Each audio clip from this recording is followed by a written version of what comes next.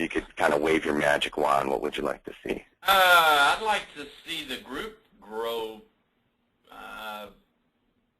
You know, from a year from now, probably. See, I've got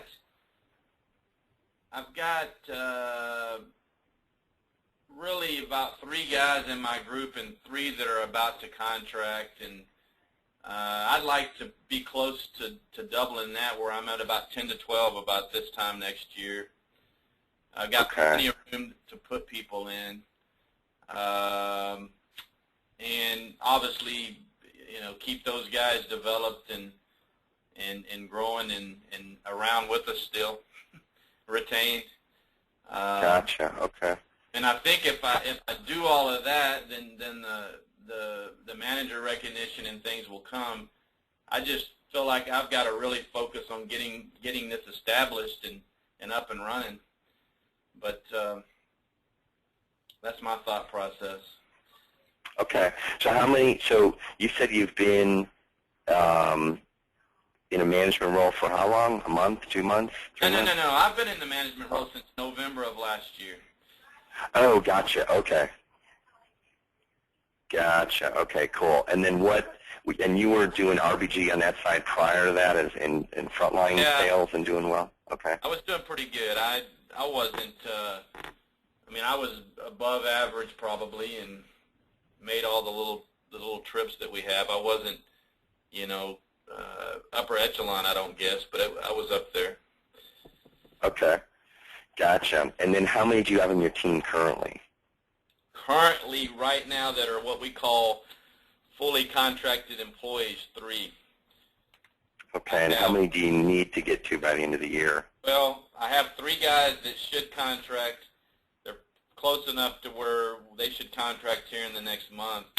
I'm going to be close to where I wanted to if I get those 3. I really wanted to have one more, which I don't think is going to happen, just because the pipeline, those people that I have in there are not going to be able to get in here before the end of the year.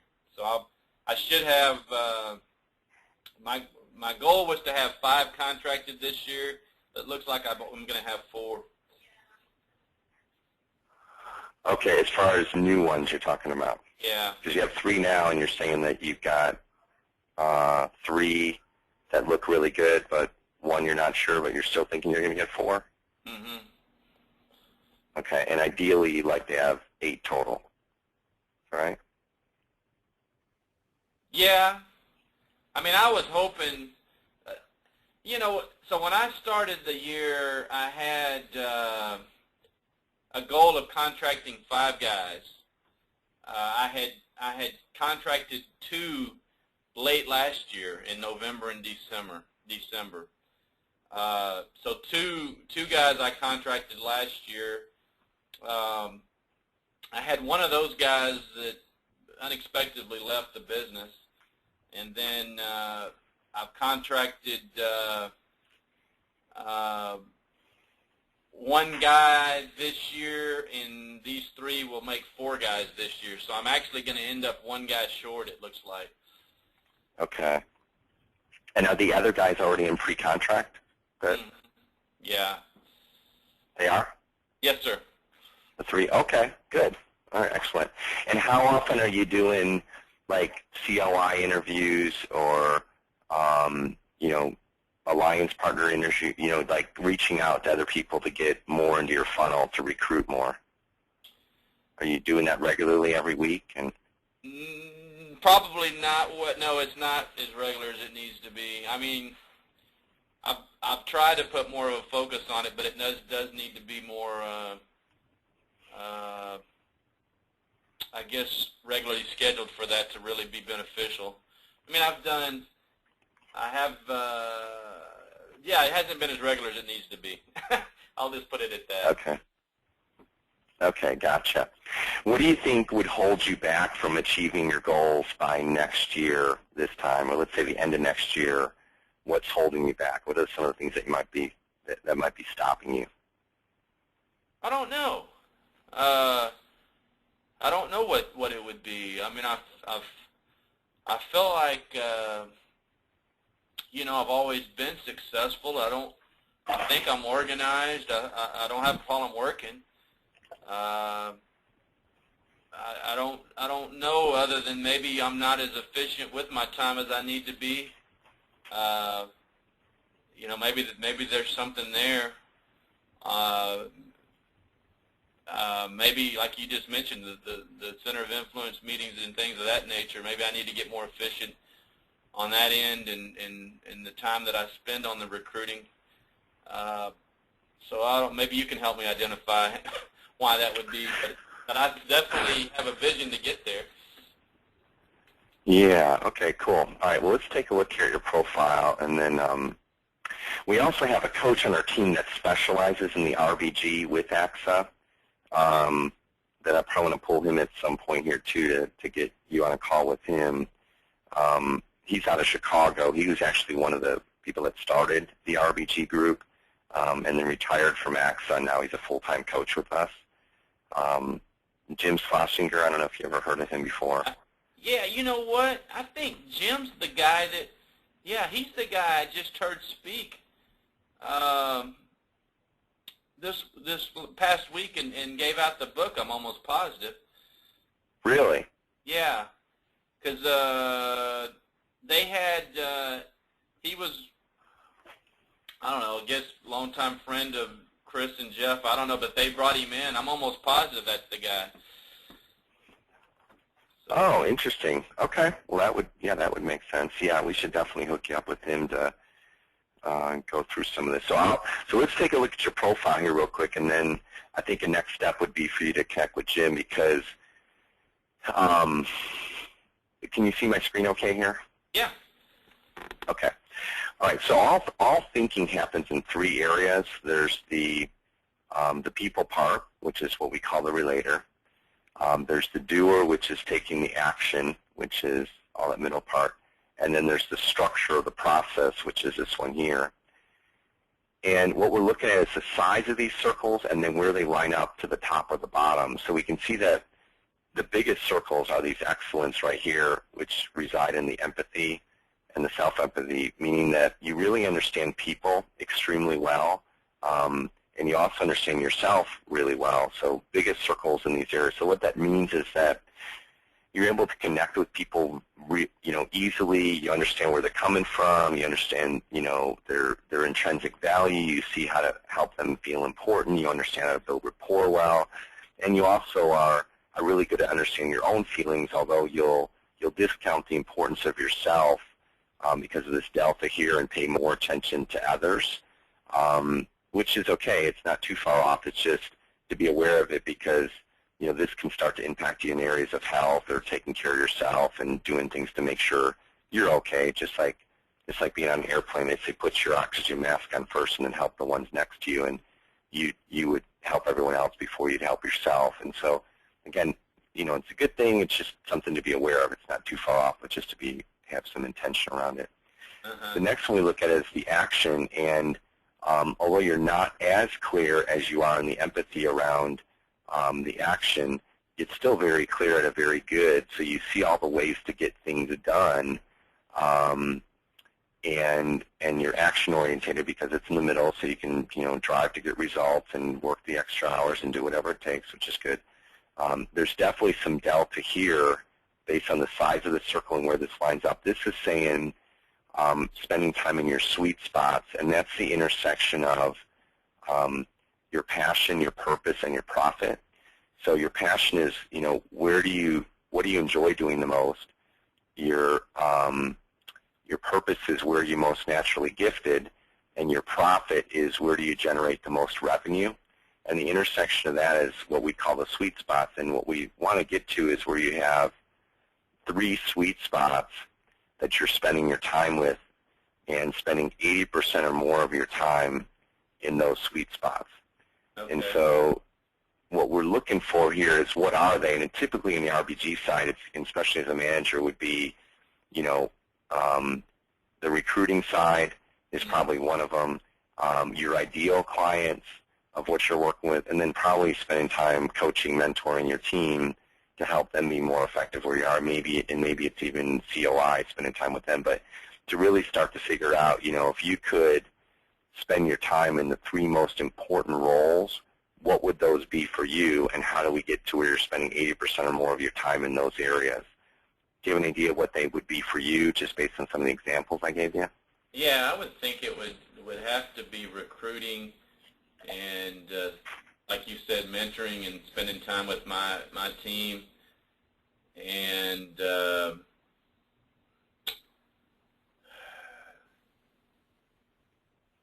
I guess the third one is a little uncertain.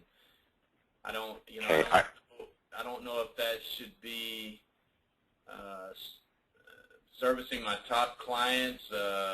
Like you said, trying to spend time with ideal clients. I don't know what that third one would need to be, but I would think. Yeah, I think ideal clients and favorable introductions, so you can go more upstream. Okay. Is typically a good one here. What percentage of your time do you think, if you look like, at a 50-hour week, how much time do you think you're spending in just these 3 areas currently? I think currently, This is of your overall time. So if you looked at today as an example of time that you're spending in those areas, recruiting, activity, mentoring your existing guys, going on appointments with them or coaching them effectively, and then ideal clients or favorable introductions from the ideal clients.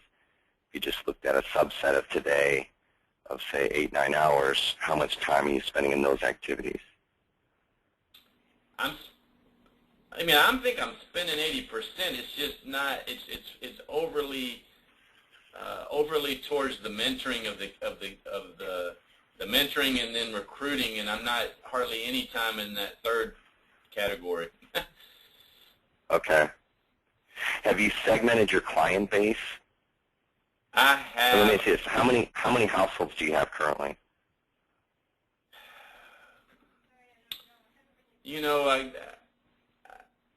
It's around 700 to 1,000, maybe more than that. But some of those are not my primary clients. There's some that I inherited, so somewhere around that range.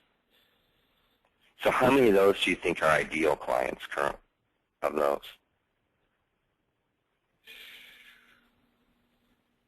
Maybe 40 to 50. I have segmented. I need to go back and do that. I obviously haven't done a whole lot more than segmented them, because I haven't. Okay. I need to hit that for sure. Yeah, that'd be that coupled with getting your arms around this space and then looking at each one of these areas and what are the most important activities to be spending in the recruiting, in the mentoring, and the ideal client favorable introductions. If the book hasn't been segmented in this area, then the favorable introductions are probably not happening to go upstream at the level that, well, it wouldn't be. You should be getting an average of 6 favorable introductions per year per ideal client. So if you're saying you've got, even on the low end, if you've got 50 ideal clients, you should be generating 300 favorable introductions a year if you're working that process the right way. Yeah. So that, that's just the math around that. And if you kind of look at, well, what's an ideal client worth to you in first-year commission or PCs, you start to do the math. It's a significant jump of where you could go just by that one thing of really getting down, segment it the right way, and then how do you put a service and a marketing grid in place for those ideal clients. And then also looking at these 2 areas of, centers of influence and, whatever those other key activities are from the recruiting side, and then same thing on the mentoring, how do I know, do each one of your guys have, key performance indicators set up so that you can coach them effectively to get the most out of what they have, because that, segmentation, for example, with your guys is a big one too, because they're probably not getting the favorable introductions that they could get either, by helping coach them through how to do that effectively. Gotcha. Okay. So what this kind of comes down to is when you look over here, see this last circle is the highest one on the scale. which is the structured thinking. But it's also one of the smaller circles similar to the role awareness. And so you've got the natural ability with the people. So your team will listen to you and people will listen to you. It's just having the right process and systems in place. And right now, because it's a smaller circle, you're more narrow around the approach that you take. You're focused on, hey, these are the things that I'm going to do. And what we want to do is open that up a little bit more and stop and say, okay, wait a minute. If we look at the roles first, understand that these are the places to spend time, what are the most key activities, and putting the process or the structure in place that you can then duplicate that for yourself and then take some of those best practices and use them to apply to your clients, but also applying them with your team to coach them more effectively. Yeah. Does that resonate? Okay. Yeah.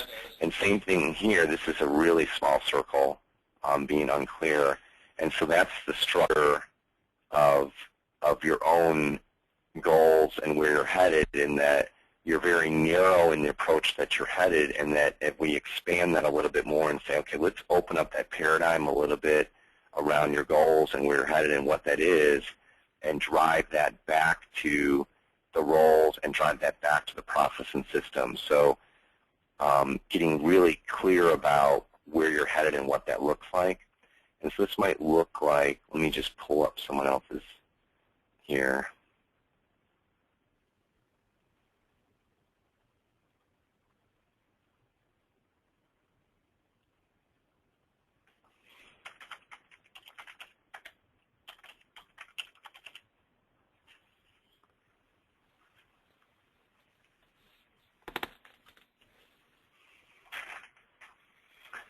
All right, so this is what we call a VMAP, which is a virtual momentum action plan. So in the book, it outlines a lot of what this is. So you could really use the book to coach your guys through the same process. But we've got this online platform that it starts with getting clarity about what is your vision and really creating a big, compelling future that draws you towards where you want to go.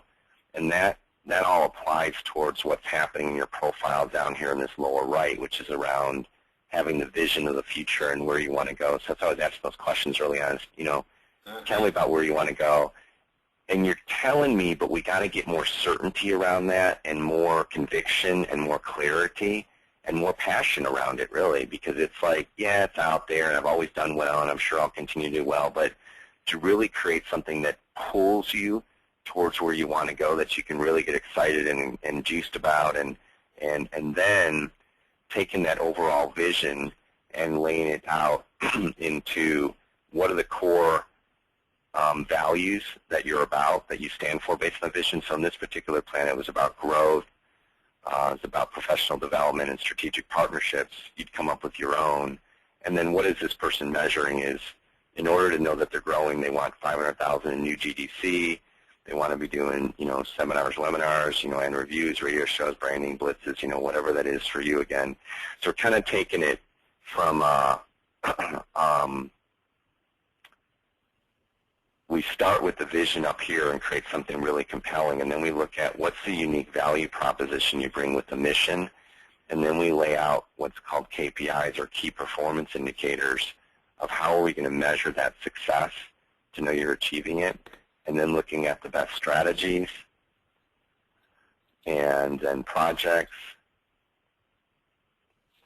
and then critical activities.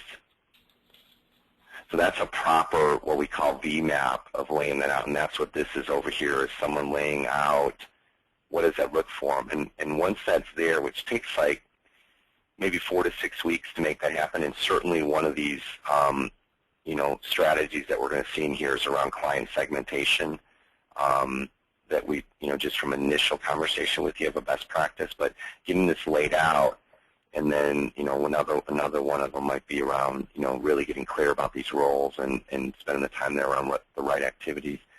But once that's there, then that drives the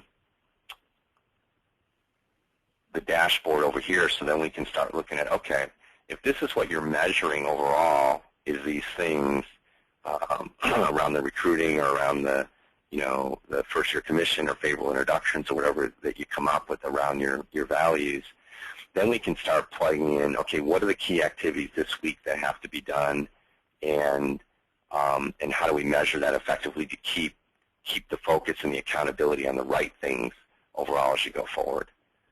Yeah, that makes sense. Yeah, so just some thoughts there. Any feedback or? No, that makes sense. It definitely does with my situation. Okay. Pretty interesting. So if you, it's interesting how y'all were able to get that from that MindScan, because it pretty much, seems like it does a real good job or an accurate job of nailing me on what I need to do. But yeah, and that's kind of the idea is, we start with your thinking, because thinking drives everything else. We have 45,000 to 65,000 thoughts per day. yeah, And, we start there as kind of a first step. And then the next step would be to do a deeper dive into best practices, like we started to do here, your sweet spots or your, how clear are your vision and stuff like that. So we can dig more on that, and then take that, we call it gap analysis, and then apply it into building out your plan, basically. So, yeah, have you used coaching before, or ever used a coach, or been involved with a coach? well, that's the interesting thing is I used to be a athletic coach. Oh, okay. But no, I have not had any coaching in like this in this business. Okay. Have you ever thought about it or looked at it, or what are your thoughts there?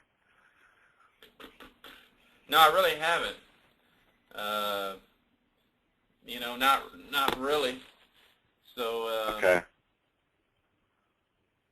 not to this level, I guess. Yeah, so, just a quick overview, kind of how that would work is that we'd have a call once a week if it was a fit for you, and we just go through this process here basically of each session there's some assignments to do, and you just go through this track here, session 1, session 2, session 3, so on and so forth, and they're all laid out in here really well, but as you go through and start to identify your ideal clients or client segmentation, we take you through this process that builds out this overall one-page VMAP, or your virtual momentum action plan, which is kind of like a mini business plan, but it's very action-orientated and ties everything together. And then after the first 6 weeks, then we execute on that plan. So then we're helping to say, okay, if you're, for example, if we said, the segmentation is one of the things that you lay out. So as you get that done, then we're having conversations, role-playing around how do you have a favorable introduction conversation with somebody. So we're looking for the sticky points once the plan's laid out, much like, did you say you coached football? Yeah. Okay. So like in football, you have a game, a playbook. So we lay the playbook out first based on what you want, and then we help to execute the playbook itself to say, okay, these are the parts you're getting stuck. You're not getting the favorable introduction. So let's role play that. Let's help that muscle to get better and better so that you can execute on it. Or, let's look at the recruiting side. What type of conversations are you having? So we're basically taking the best practices from the industry, and specifically the RBG group at AXA, because we know it so well, and then applying that to here are the best practices, and how do we get better and better and better at improving the execution of the play. So. Gotcha. Makes sense. Yeah. So I guess the other side of the coin is if you don't do coaching, you don't get clear around the vision, you don't spend time in the sweet spot, some of that stuff, apply the best practices, play it out a year from now, are you okay with that, right? Because that's kind of the coachability index. If you're okay with the way things are 1 year from now, how does that feel for you? Yeah, it's not. I'm not okay with it. Yeah. For sure. Now, yeah. So I'm not okay with it. I'm obviously want to be at a better place, and I need to get some clarity around the vision, exactly where I want to be, and what I need to be doing to get there, which is kind of what you've been saying. But so tell me on the coaching, and so so that's something I would be needing to be committed to, not only from a time commitment. I would assume there's a financial commitment there, or no? Yes, there is both sides, and it's initially you're looking at one call a week for 45 minutes per week, and then an additional hour and a half to 2 hours of assignments between that point. So the first 6 weeks is pretty intense. We look at that as, so you're about 3 hours a week total. And we're very flexible. We know, especially on the RBG side, there's a lot pulling at you, especially in the management role. There's a ton pulling at you. So we're very conscious of that. But the big picture we're after is how do you create more time, money, and fun by spending more focused time in the right areas, as opposed to, like in your case, you get caught up in certain systems and processes you keep doing again and again and again. Some might be working really well, but we're going to expose you to some of the other stuff that's out there to say, well, have you thought about it this way? Let's get that a run for a while so that you can open up more time. So it's around spending more focused time in the right areas versus where you are now. You're kind of locked into certain things that you're doing, which has obviously served you well. But as you really start to take a step back and think, okay, wait a minute, if I adjusted that a little bit, what would that mean? So that first 6 weeks is kind of like the launch pad. We want to get the rocket ship in, off the pad. And so we'll set up your whole plan. We'll look at best practices. We'll start to segment, look at your ideal clients. How do you duplicate them effectively? How do you recruit effectively? All that stuff.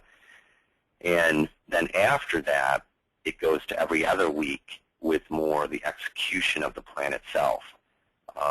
So it's a 6-month commitment from your side, initially every week for 6 weeks, and then every other week after that point.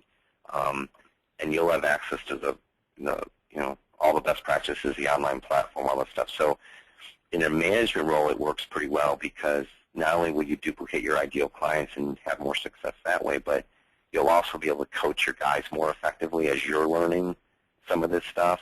You could then, help them with the same thing. In fact, if they each had a book, you could take them through that process. So we like to get, in the habit of sort of same model you're following for them, is that you get with them for once a week for 20 to 30 minutes and coach them through how they create their vision, how do they create their mission, how do they, create their core values. So you start following the same thing around tracking and measuring them more effectively, just like you're going to get on the other side. So. All right. So, and from an ROI standpoint, if you kind of do the math, if you really got, what's the first year commission worth to you in an ideal client typically? Gosh. Well, I mean, I guess an average ideal client. Mm-hmm. I don't know, maybe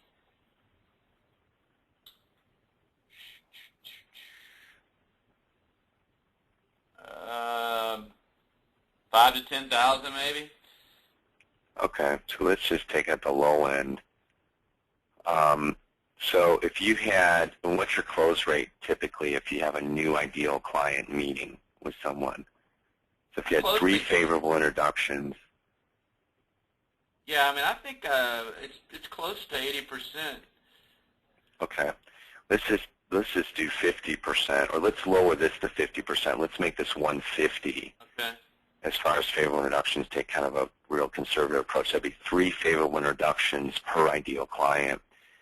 And then if you just had a 50% close ratio, let's put that at 75, and then you do the math, 75 times 5,000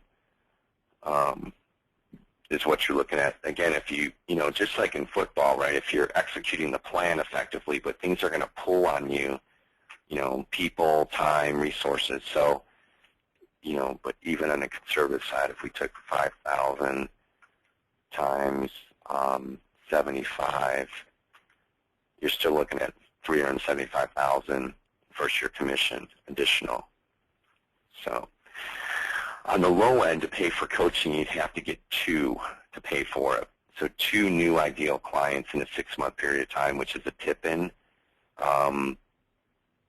But on the high end, again, even on a conservative, we want to be shooting for more of that, 75 new ideal clients, certainly within a year, to pull that off. So, yeah, so the coaching, so it's basically, you'd have to get 2 new ideal clients within a 6-month period of time, and that's not including what happens with your team, the upside from the overrides that you're getting from helping them be more effective, and they get new ideal clients too. So what is the cost specifically? Yeah, so it's so 6 months is 10,000, and it's 4,000 down and then 1,000 a month. And then if you go past the 6 months, most clients stay with us for 18 months. So after the 6 months, it just stays at the $1,000 a month if you decide to go forward after that point. So. Okay. Mhm.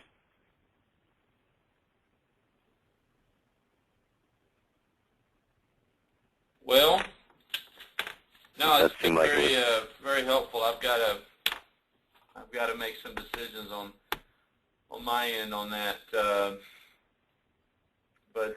Yeah, why don't I do this? Let's set up a call with you and Jim, because he's the coach that will be working with you, and I think he can give you a more pointed approach to some ideas and some thoughts. So I'll review with him, and then you can have a conversation with him directly about, some things that you can work on, and you can think about a little bit more and take it from there. Okay. Let me just look here real quick. All right. How about